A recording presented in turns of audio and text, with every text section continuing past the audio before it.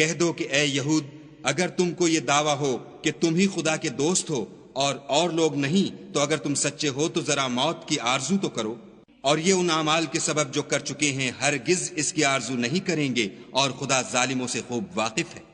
کہہ دو کہ موت جس سے تم گریز کرتے ہو وہ تو تمہارے سامنے آ کر رہے گی، پھر تم پوشیدہ اور ظاہر کے جاننے والے خدا کی طرف لوٹائے جاؤ گے، پھر جو کچھ تم کرتے رہے ہو وہ تمہیں سب بتائے گا۔ مومنو، جب جمعے کے دن نماز کے لیے اذان دی جائے